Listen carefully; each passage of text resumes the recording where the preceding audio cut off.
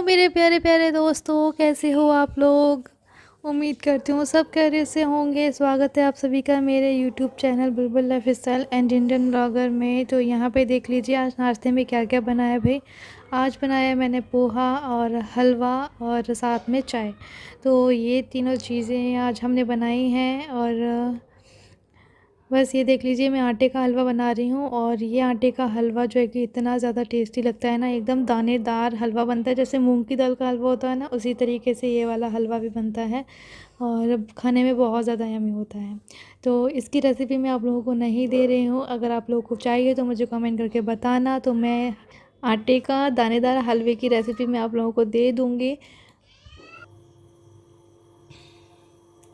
तो भाई ये हो गया है तैयार आटे का दानेदार वाला हलवा, जो कि गुरुद्वारे वगैरह में मिलता है ना, वैसा वाला हलवा। तो इसकी रेसिपी अगर आप लोगों को चाहिए तो मुझे कमेंट करके ज़रूर बताना। कलर पे मत जाना बिल्कुल भी, इसके टेस्ट पर जाना। सिर्फ गुरुद्वारे में ऐसा ही मिलता है।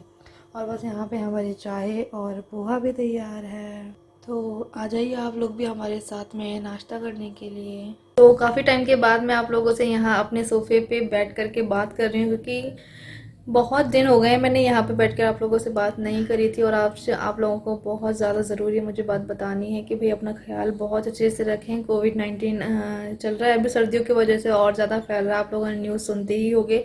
और बस भाई अपने आप बहुत अच्छे से ख्याल रखना, अपने से बड़ों का ख्याल रखना, बच्चों का बहुत ज़्यादा अच्छे से ख्याल रखना, क्योंकि मास्क वगैरह लगा कर ही जाना अगर आप लोग बाहर जा रहे हो तो। और बिना सैनिटाइज़र के बिल्कुल भी मत जाना, सैनिटाइज़र हमेशा अपने पास में रखना। और आप लोग सोच रहे होगे कि मैं ये किस लिए बोल रही हूँ। भाई मैं आप लोगों की सेफ्टी के लिए बोल रही हूँ, क्योंकि ये सारी चीज़ें बहुत ज़्यादा ज़रूरी हो गई हैं।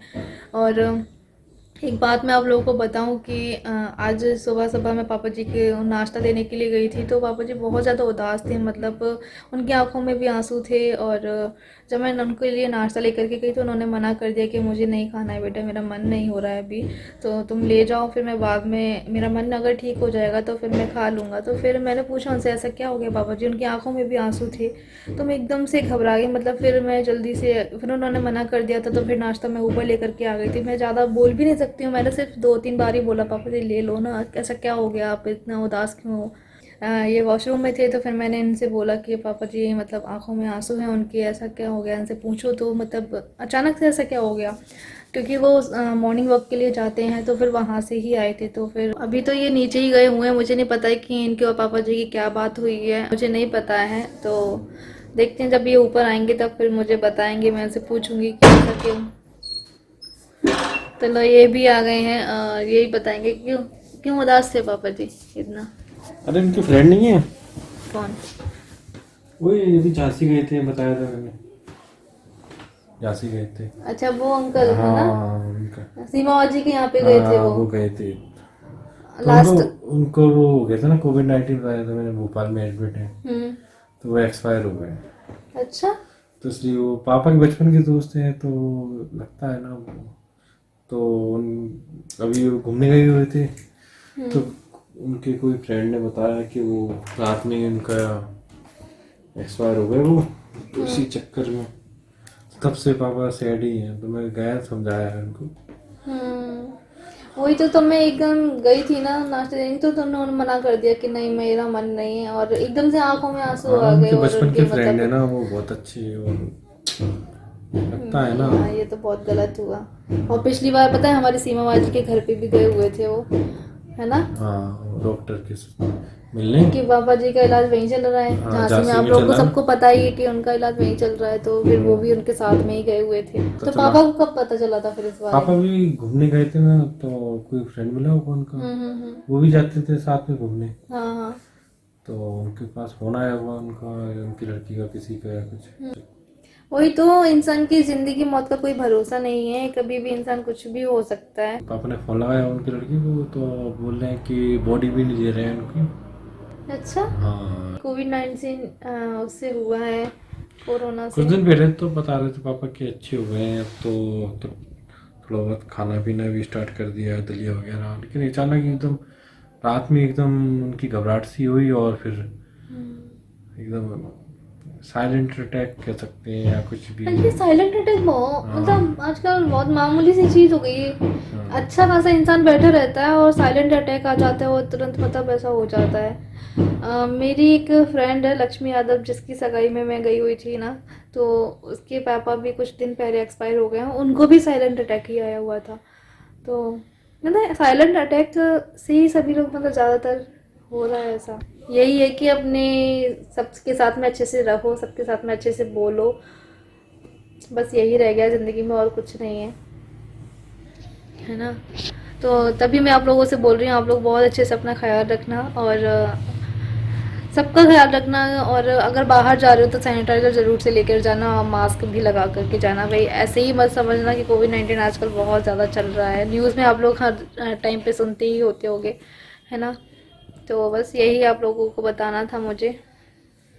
चलिए फिर मैं भी अभी आप लोगों से थोड़ी देर में मिलती हूँ। पानी वाले भैया आ गए बॉटल लेकर। नाश्ता तो बन चुका है और बस यहाँ पे अब किचन की सफाई भी कर देते हैं। तो यहाँ पे थोड़ा सा गंदा हो रहा था क्योंकि इसके नीचे दूध वगैरह फैल जाता है ना, या फिर कोई भी चीज़ फैल जाती है बनाते टाइम में, तो फिर ये गंदा हो रहा था नीचे का स्लैब। तो इसको भी मैंने साफ़ कर दिया, क्योंकि हम ऊपर ऊपर से तो साफ़ करते रहते हैं लेकिन नीचे बहुत ही कम ही से ध्यान जाता है। तो फिर अभी नीचे से भी मैं क्लीन कर देती हूँ इसको बहुत अच्छे से, क्योंकि काफ़ी सारा यहाँ पे ये जम गया था।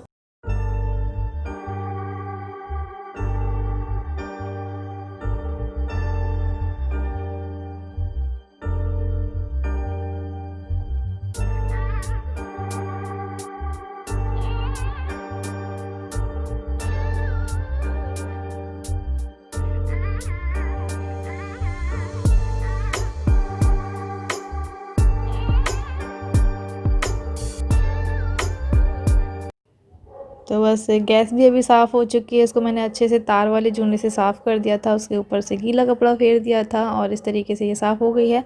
तो बस यहाँ पे जो हमारे डिब्बे वगैरह रखे हुए हैं ना मसाले के, तो यहाँ का ये जो एरिया है ये तो डेली क्लीन होता रहता है जब भी हम गैस साफ़ करते हैं तभी। तो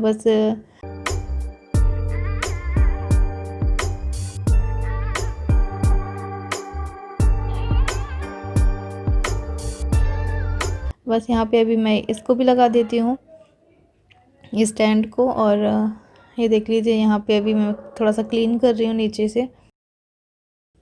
तो गैस स्लैब तो साफ़ हो गया है। अब फ्रिज भी काफ़ी ज़्यादा गंदा हो रहा था, बहुत ज़्यादा गंदा हो रहा था, और मैंने किया भी नहीं था काफ़ी टाइम से। तो फिर सोचा अभी चलो कर लेते हैं। सारी सब्जियां, काफ़ी सारी सब्जियां रखी हुई थी, बहुत सारी। तो बस इसको निकाल देती हूँ, सारा सामान खाली कर देती हूँ, फिर इसकी फ्रिज की एकदम डीप क्लीनिंग मैं करूँगी। और इसमें फ्रीज़र में इतना ज़्यादा बर्फ़ जम रहा था ना, बहुत ज़्यादा, मतलब रखने के लिए कुछ भी चीज़ रखने के लिए जगह ही नहीं थी, पूरा एकदम फुल हो रहा था। तो फिर मैंने इसको एक रात के लिए मैंने बंद कर दिया था फ्रिज को। और अभी देख रहे हो आप लोग कितना ज़्यादा गंदा हो रहा है।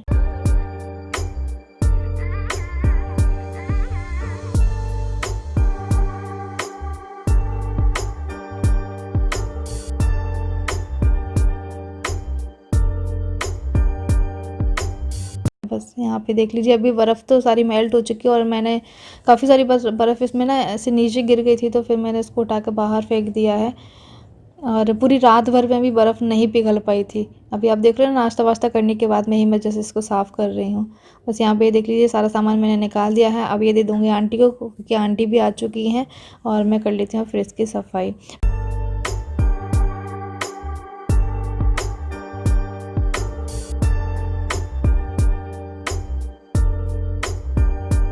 पहले मैं ये सोची थी इसका जो रबर वाला एरिया होता है ना, इसको निकाल के भी मैं साफ़ करूं, लेकिन अभी ये थोड़ा इतना ज़्यादा गंदा नहीं लग रहा था मुझे। तो फिर मैंने सोचा चलो इसको लगे रहने देते हैं, ऐसे ही कर लेते हैं सफाई इसकी।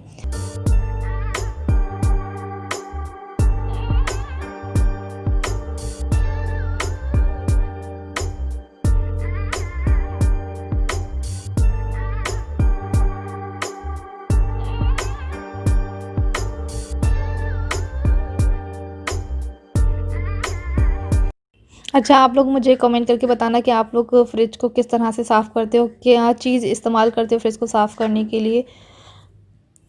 तो मैं तो जो है कि सोडा और नींबू का इस्तेमाल करती हूँ, तो इससे फ्रिज एकदम साफ़ हो जाता है।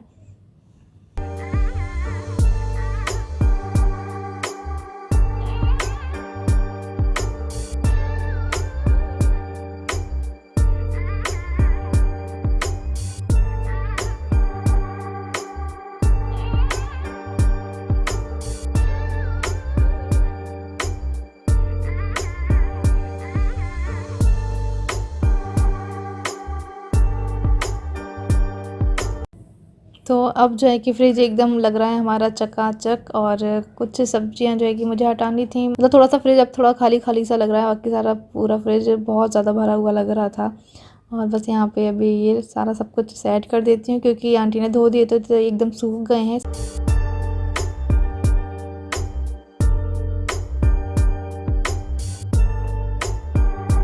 फ्रिज के अंदर जो ये जो सीट आप लोग देख रहे हैं ना, तो ये भी मैंने साफ़ करवा ली थी और इसको बस मैंने अभी लगा दिया है।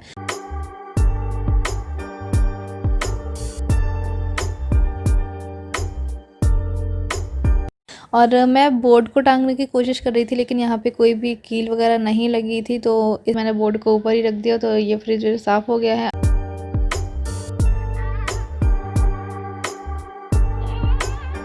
अब मैं आ गई ऊपर छत पे।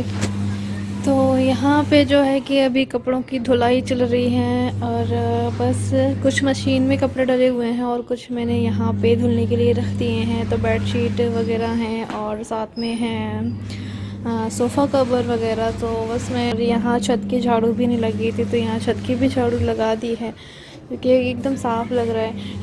हम लोगों ने यहाँ पे पटाखे वगैरह जलाए थे ना, तो बहुत सारा कचरा हो गया, तो ये डस्टबिन में भर के रख दिया है। और बस अभी जो है कि एकदम से ठंडा मौसम हो गया है।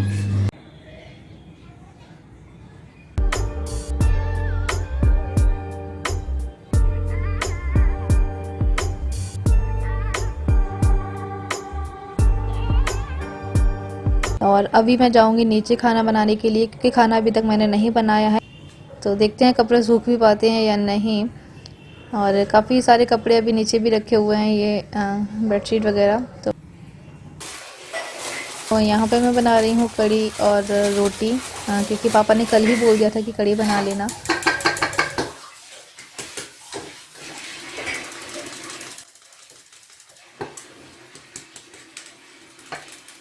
तो बस एकदम थोड़ी सी ही कढ़ी बनाऊंगी मैं। और ये देख लीजिए मैं किस तरह से इसको घोल रही हूँ। बस मैंने दही लिया और साथ में थोड़ा सा बेसन।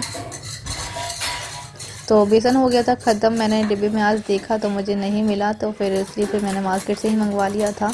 वैसे हम लोग जो है कि घर का पिसा हुआ बेसन इस्तेमाल करते हैं, लेकिन जब नहीं होता है तो फिर ठीक है, थोड़ा बहुत चल जाता है। और बस यहाँ पे अभी ये मैंने अच्छे से इसका घोल लिया है और इसमें पानी ऐड कर दिया है।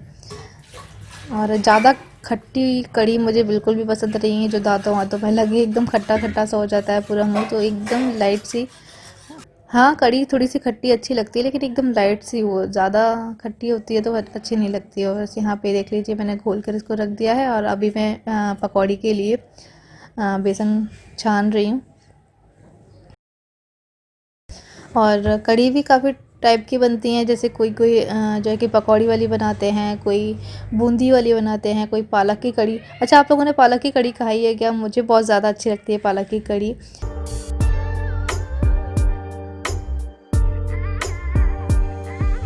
और किस किस को कढ़ी पसंद है मुझे कमेंट करके बताना, क्योंकि सर्दियों में कढ़ी जो है कि अच्छी लगती है। सर्दियों में ही क्या, गर्मी में भी अच्छी लगती है कढ़ी, और बहुत से लोगों की फेवरेट भी होती है।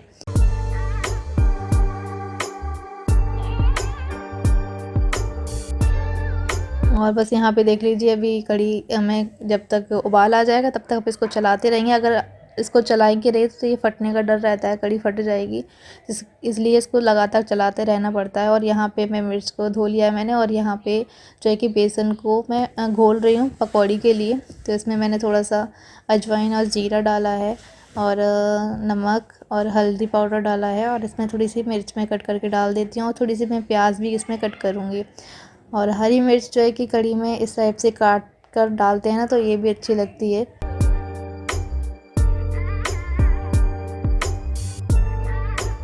मेरी खाला हैं जो कि कढ़ी में अगर मिर्च अगर उनको डालनी होती है ना, तो वो किस तरीके से डालती हैं, उसमें मिर्च में अमचूर पाउडर और नमक और जीरा पीस करके भर लेती हैं मिर्च के अंदर, और उसके बाद में कढ़ी में डाल देती है। तो बहुत ज़्यादा अच्छा टेस्ट आता है कढ़ी में। मतलब मिर्च को तोड़ते जाओ, एक एक लुकमे के साथ में कढ़ी खाते जाओ, तो बहुत टेस्टी लगती है। और यहाँ पे दूध भी ये ले आए थे, तो दूध भी मैंने गरम करने के लिए रख दिया है। और यहाँ पे पकौड़ियों के लिए बैटर बना कर रख दिया है।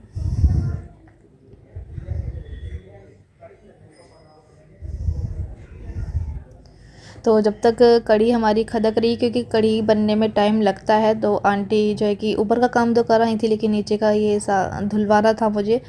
तो बस नीचे नीचे वो झाड़ू लगा रही थी। मैंने बोला आंटी से थोड़ा सा इसके ऊपर पानी डाल दो, तो ये धूल मिट्टी बहुत ज़्यादा जम रही है ना, तो ये हट जाएगी यहाँ से। तो आंटी जो है कि बहुत ज़्यादा अच्छी, मतलब हर काम में हमारी हेल्प कर देती हैं, और मतलब बहुत अच्छा लगता है उनके उनके साथ में मतलब काम करना। एकदम घर जैसे ही लगती हैं कि मतलब हमारी घर की मेंबर ही हैं वो भी। तो मतलब उनसे कोई भी काम करवाने में और उनके साथ में काम करने में हमें लोगों को कोई भी झिझक नहीं लगती है। तो मतलब बहुत ज़्यादा अच्छा लगता है इनके साथ में। और बस यहाँ पे ये पानी वानी डाल रही हैं, और बाहर क्या है ना, झाड़ू बहुत कम लगती है, तो इसलिए हम लोग धुलवा देते हैं तो ज़्यादा सही रहता है।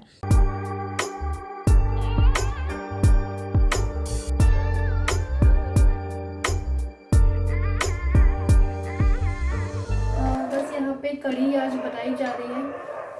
यहाँ पे कढ़ी रख दी है। पकौड़ियों के लिए बेसन का ये जो बैटर है ये भी तैयार कर लिया है। बस पकौड़ी बनाऊंगी और थोड़ी सी रोटियां बनाऊंगी, बस यही बनाऊंगी क्योंकि चावल कोई खाएगा नहीं। गला ख़राब हो रहा है, जुकाम हो रहा है हल्का हल्का सा, इसलिए कोई नहीं खाएगा चावल, और मैं बना भी नहीं रही हूँ तो वो कोई खाएगा, है ना। तो जब भी मम्मी कढ़ी बनाती थी ना, तो मैं हमेशा एक कटोरी ज़रूर से पीती थी। गरम गरम कढ़ी मुझे सर्दियों में बहुत ज़्यादा अच्छी लगती है। पकौड़ी बना लेती हूँ और आटा गूँथ के रख देती हूँ। और आंटी जो है कि सारा काम करके चली गई हैं, तो नीचे का भी पोर्शन जो कल रह गया था पापा जी का रूम का, तो उसमें झाड़ू पोछा नहीं लगा था कल, क्योंकि हम लोग सामान वगैरह सेट कर रहे थे, इसीलिए आंटी ने कल जो है कि झाड़ू पोछा नहीं किया था। वो शाम के 4 बजे ही चली गई थी। फिर हम लोगों ने सब कुछ सेट किया है। हम लोग 7:30 बजे फ्री हुए थे। और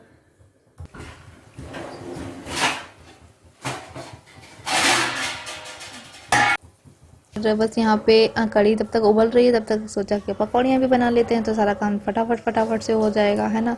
और जितनी जल्दी काम हो जाता है उतना ही जल्दी हमें भी मतलब थोड़ा सा आराम करने का टाइम मिल जाता है। वैसे तो खैर आराम ही आराम है ऐसे कोई बिजी नहीं चल रहे हैं अभी हम।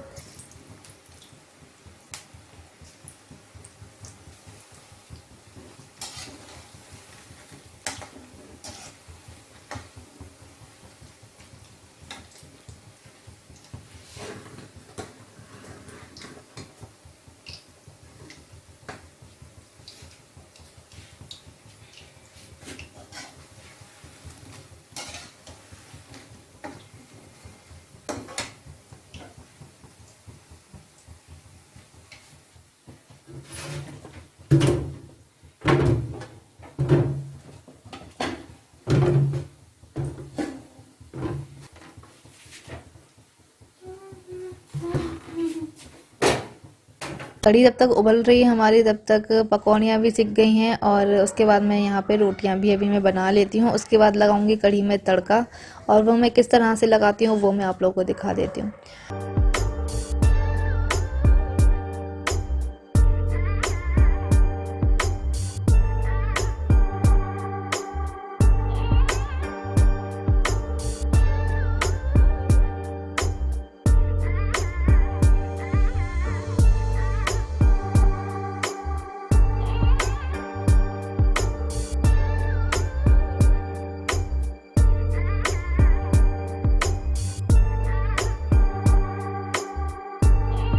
तो जैसे कि मैंने यहाँ पे थोड़ा सा ऑयल लिया है, रिफाइंड ऑयल, और उसमें मैंने 4-5 लाल मिर्च ली हैं, बिल्कुल छोटी छोटी सी वाली हैं, इसलिए मैंने 4-5 ले ली हैं। और यहाँ पे हींग, जीरा और मैंने राई, तीनों ही चीज़ ली हैं मैंने यहाँ पे तड़के के लिए। और मैं मिर्च भी दिखा रही हूँ आप लोगों को।